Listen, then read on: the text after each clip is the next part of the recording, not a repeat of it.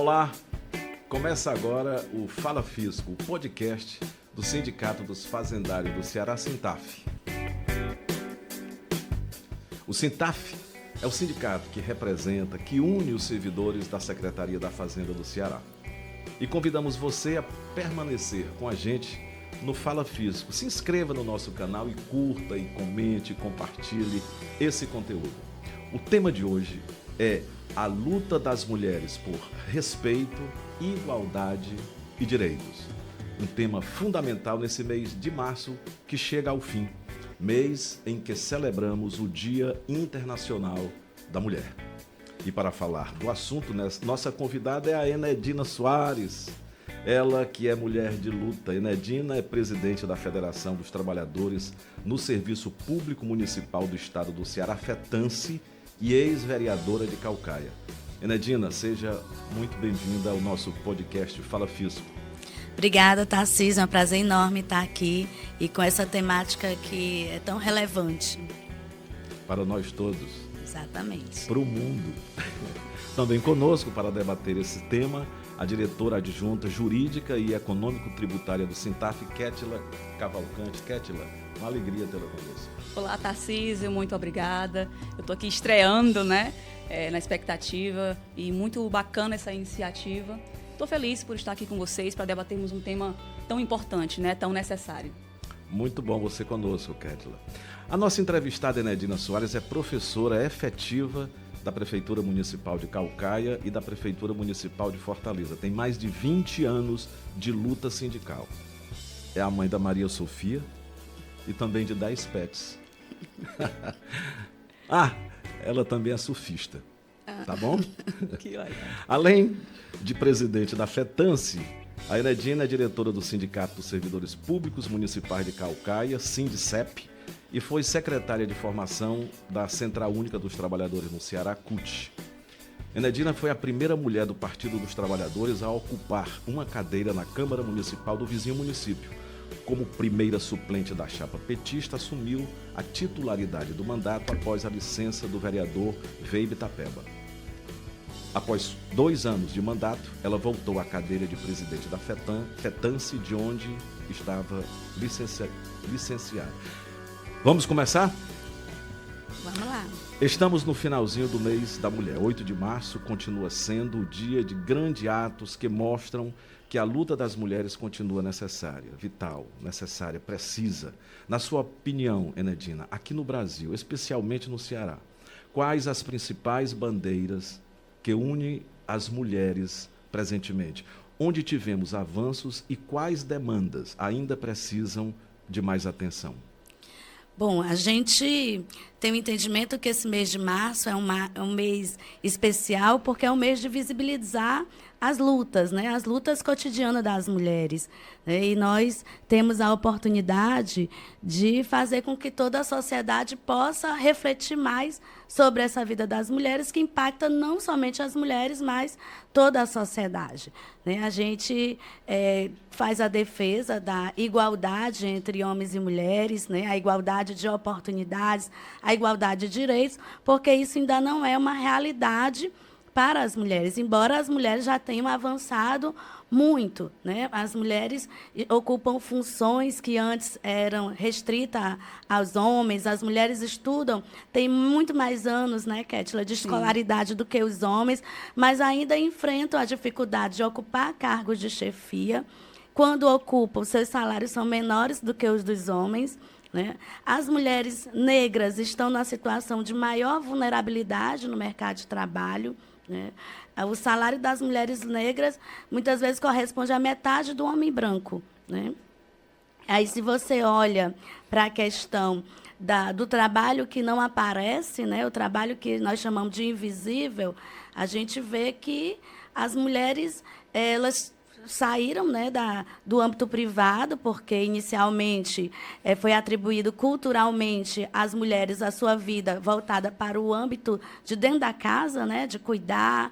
O homem é o provedor, o papel social do homem é de prover, de pagar as contas, sair para trabalhar, e a mulher é aquela que fazia comida, que cuidava dos filhos e ajeitava tudo para que o marido pudesse ter, né, a tranquilidade de trabalhar e tal. E sabendo que a dinâmica da vida, né, levou para outros caminhos, né? Então, as mulheres saíram da sua atuação, desse papel social, apenas da vida privada, e foi para a vida pública, né? Quer seja trabalhando fora de casa ou ocupando até mesmo espaços da política, mas as mulheres não saiu da vida das mulheres esse papel de dentro de casa, esse papel do cuidado, né? Então, as mulheres, além de ter sua jornada fora de casa, têm a jornada do cuidado, esse trabalho invisível, que muitas vezes as mulheres que não trabalham fora de casa, às vezes dizem, minha mãe não trabalha, não. Né? Ela não trabalha. Como não? Acaba não sendo visto, né? É um trabalho, por isso que a gente chama de trabalho invisível. Então, acho que a nossa grande luta hoje em dia, no Ceará, no Brasil e no mundo, é pela igualdade de direitos. Né? É por valorizar esse trabalho da mulher, a mão de obra da mulher. Né? Nós somos quase 50% da força de trabalho desse país. E se a gente juntar com a jornada que não é contabilizada na hora do pagamento, né? Esse trabalho invisível, as mulheres trabalham muito mais que os homens. Né? E, ao mesmo tempo, ainda estão em situação de desvantagem, né, salarial, desvantagem de oportunidade, e ainda ocupando os noticiários como vítimas da violência. Né? E aqui o Ceará é um dos estados, né, que ocupa destaque nacional pelo feminicídio. Né? Então, as mulheres de todas as classes sociais acabam sendo vulneráveis, né?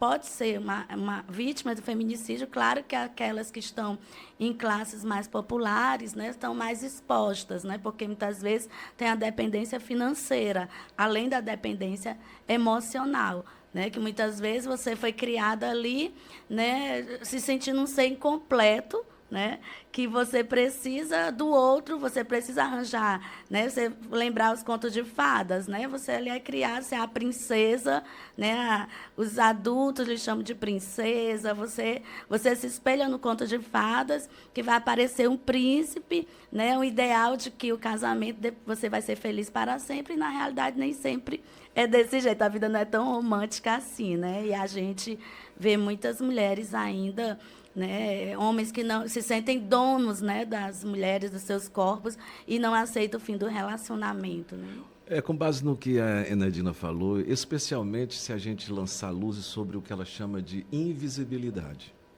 Nós estamos tratando hoje do tema a luta das mulheres por respeito, igualdade e direito. Quer dizer, a gente ainda precisa estar lutando por isso, para reconhecer na mulher que é essa luz, esse brilho que ela tem. Sim. Aí nós marcamos no calendário 8 de março, Kétila. Não é todo dia, não, o Dia da Mulher. Sim, com certeza. Não é toda hora. É em casa, no trabalho, na luta, na praia. Seria necessário um dia para poder lembrar de tudo isso. Né? Pois, não é? Verdade. O que é que você acha de a gente celebrar não só o 8 de março, ou não celebrar mais, não precisa mais disso, já há respeito. Tu acredita que esse dia ainda vai chegar? Olha, a minha esperança é que chegue, né? Mas não é algo simples, algo fácil, eu acredito. Mas eu acho que é um caminho que a gente deve buscar. E Enedina, você atua há mais de 20 anos no movimento sindical, né? Eu entrei agora mais recentemente.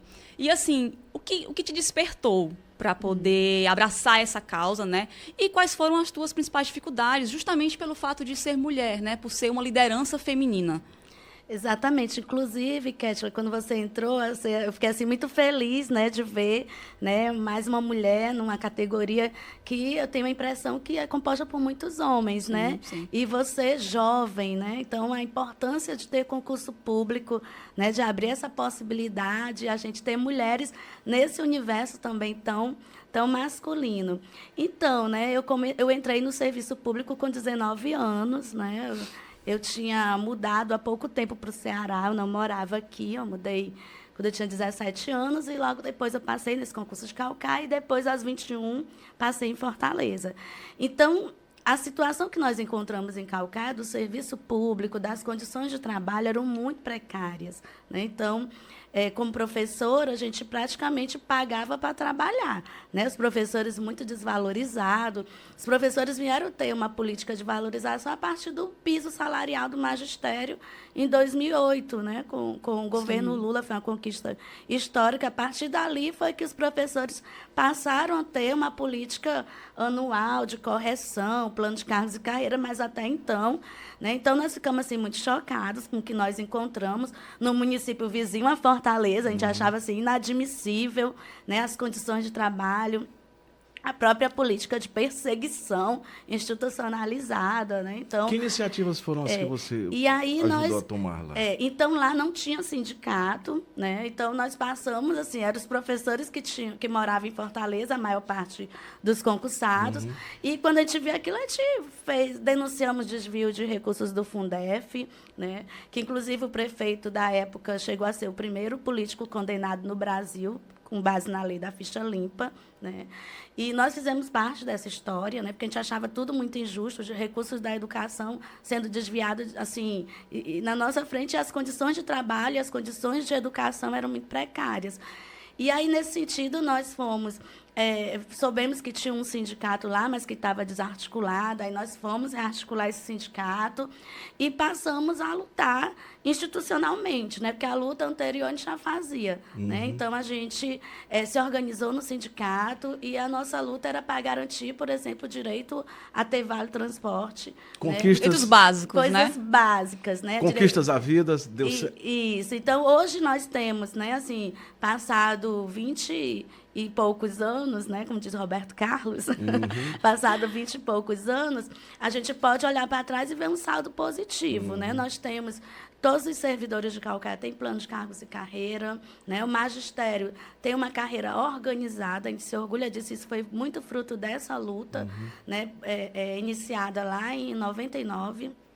Então, nós temos incentivo até quem quiser fazer doutorado, né? Então, a carreira, uma das melhores carreiras, não só do Ceará, mas do Brasil, é a carreira do magistério de Caucaia. Olha, né? Nós nunca tivemos nenhum ano sem ter reajustes. E olha que a política de Caucaia, né? Assim, a democracia a gente arranca todo dia, né? Então, quem conhece Caucaia sabe de suas peculiaridades, né? E você enfrentou, assim, alguma dificuldade por ser mulher? Sim, assim? Sim. Então, assim, quando nós articulamos o sindicato, o primeiro presidente, após essa articulação, e quando fundou era um homem, mas a primeira manifestação que eles fizeram, parece que acabaram o sindicato.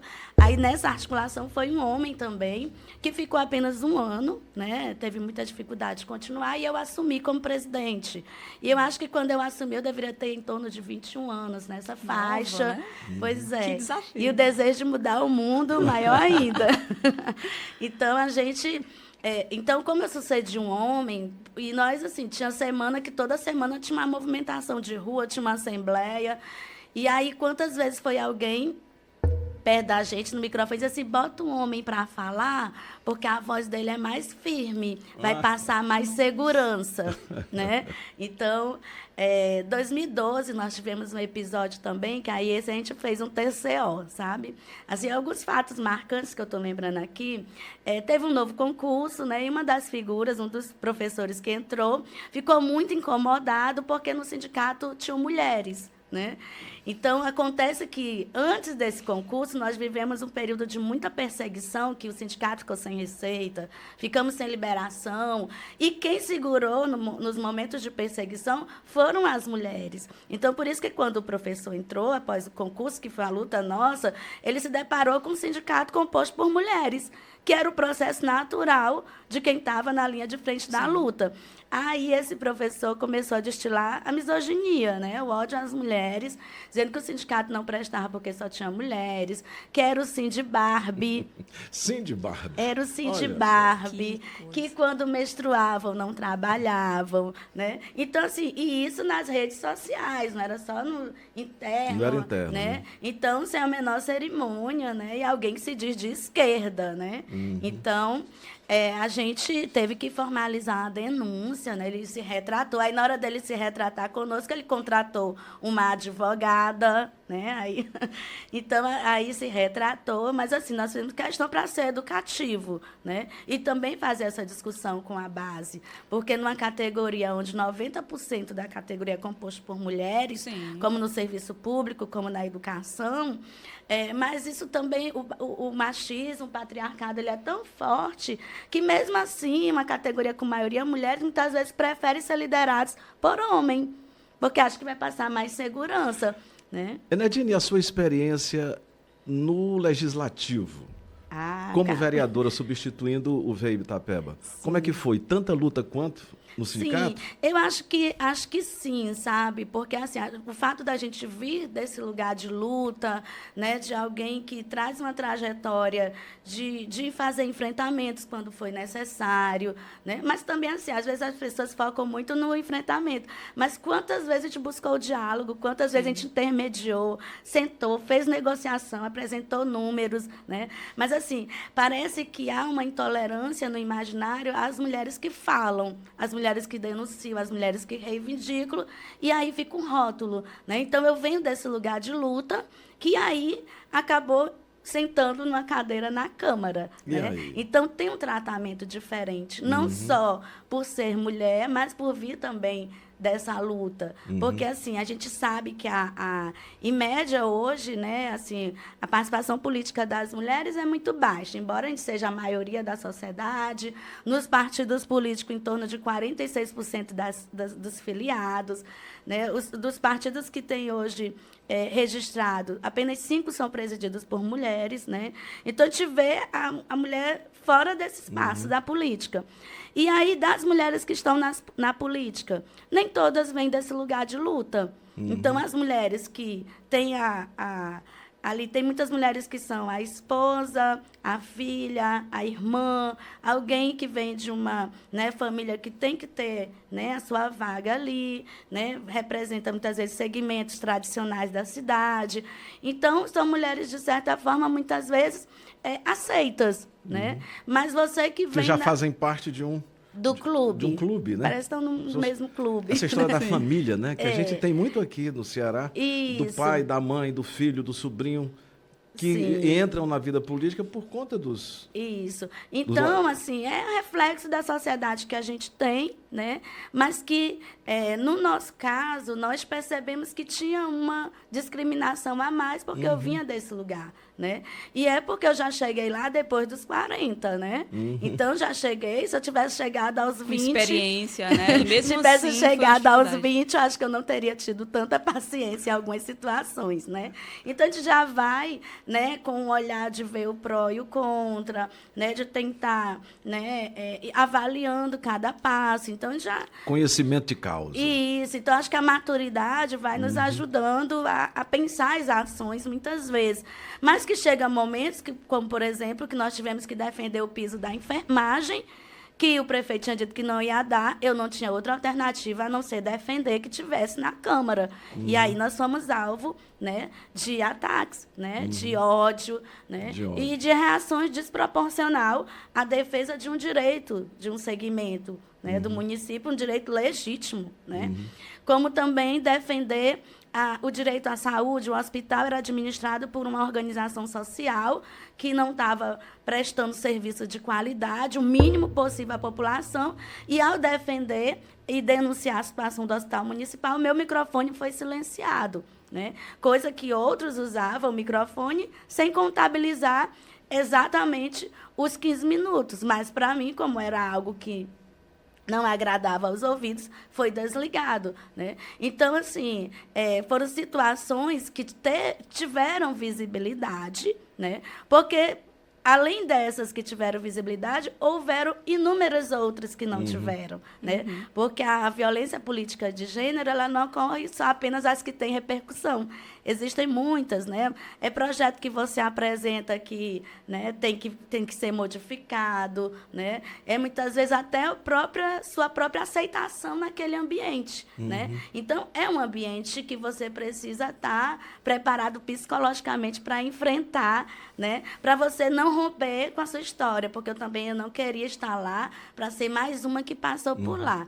Né? Eu sabia de onde eu vinha e qual era o meu objetivo lá. Então, eu tinha que fazer com que as nossas lutas pudessem ter eco, pudessem ter repercussão, né? E que muitas vezes poderia contrariar interesses. Né? Mas aí acho que a segurança de saber e a firmeza daquilo que a gente estava defendendo foi fundamental para que a própria sociedade reagisse contra essa posição de não aceitar silenciar mulheres. Né? Então, acho que foi uma experiência que a gente leva para a vida. Acho que foi um aprendizado tanto para mim quanto para, né, os outros vereadores. Né? E acho que, ao final de tudo, saiu muito explícito que o nosso objetivo ali era defender aquilo que a gente acreditava e que nunca teve nada pessoal contra ninguém. Né? E, nesse sentido, foi muito tranquilo. E o que se defende por você, por a sua luta, é a humanidade, são pessoas.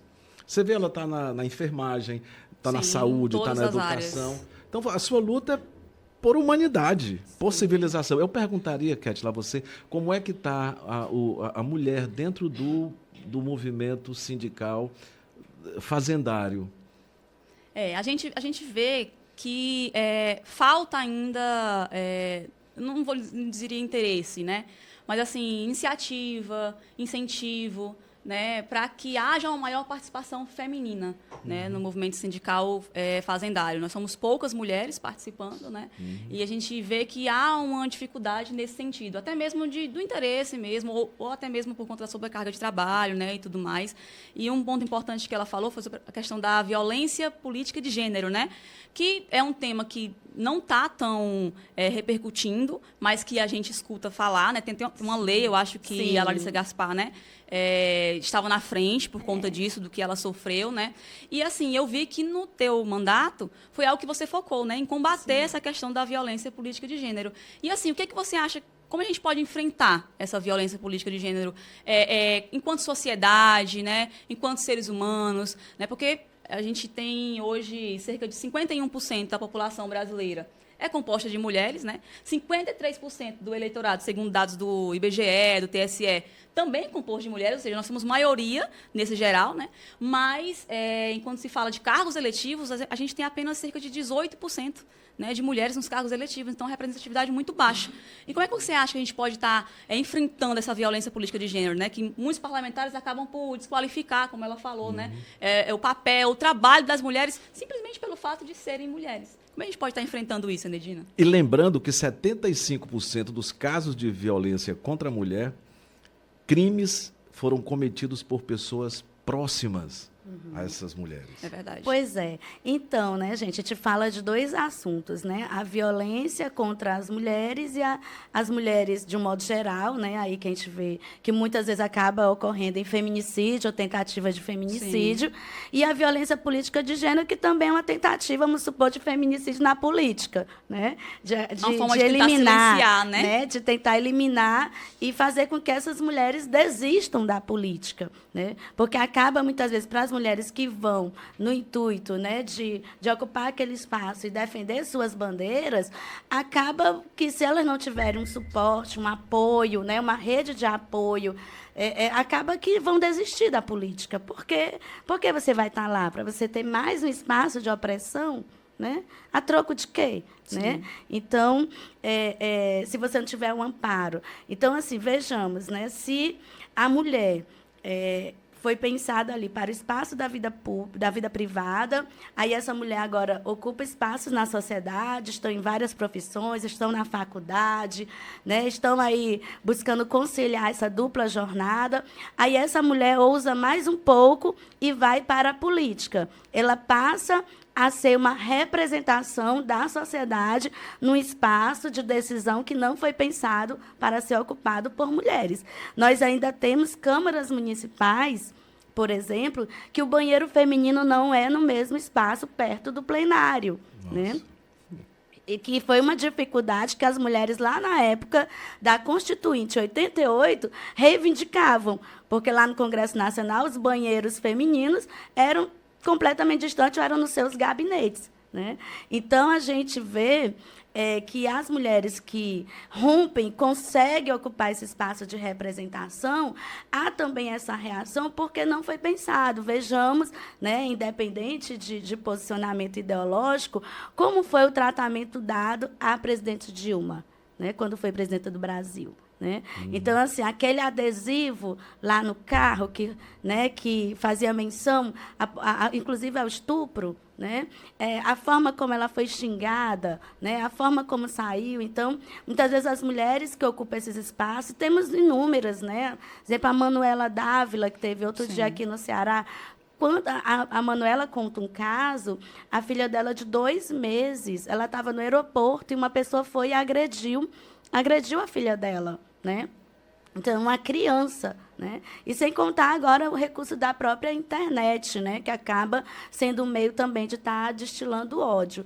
Então, assim, a gente acredita que nós precisamos avançar muito na educação, né? Tanto na educação como também em novos valores culturais, né? Quer seja da educação familiar, em casa, desde criança, as crianças serem educadas para a divisão do trabalho doméstico em casa, para, ao se tornarem adultos, saber que não é só a função da sua esposa. Né? Você tem otimismo de que a gente veja, a gente vislumbre, a gente tenha palpável esse tempo em que essa educação, começando pela criança, transforme esse mundo tão machista em algo mais humano, mais afetuoso? A mulher de luta, Enedina Soares, acredita nisso? A gente precisa ter esperança, né? Porque eu acho que a esperança é o que nos move. Né? A gente tem até aquela frase que diz para que servem as utopias, né? Uhum. Então, é para a gente sempre não parar de caminhar. Então, eu acredito na educação e acredito que essa educação, ela tanto é na escola como fora da escola. Né? É preciso cultivar esses valores de igualdade desde muito cedo e é preciso que haja as políticas públicas. Né? O retorno do Ministério das Mulheres foi muito importante para que a gente possa construir com as mulheres o caminho para a igualdade. Né? Então, assim, mas a violência contra as mulheres só cresce, né? Está cada vez maior. Né? Mas é porque está tendo mais denúncia. A Lei Maria da Penha é uma das leis mais populares do Brasil e do mundo, das leis mais conhecidas. O que é que nós precisamos para ela efetivamente ser implementada? Precisamos de mais recursos, mais, né, condições para que as pessoas que praticam a violência possam ser punidas, né, possam ter condições de ter amparo às pessoas que têm coragem de denunciar, sim, porque não é fácil, né, não é só a mulher. Que haja uma diminuição do medo, né? Isso, o medo, os filhos, é toda uma rede que é afetada. Quantas mulheres precisam se mudar, sair das suas casas por conta do medo de morrer, e com isso seus filhos abandonam a escola, né?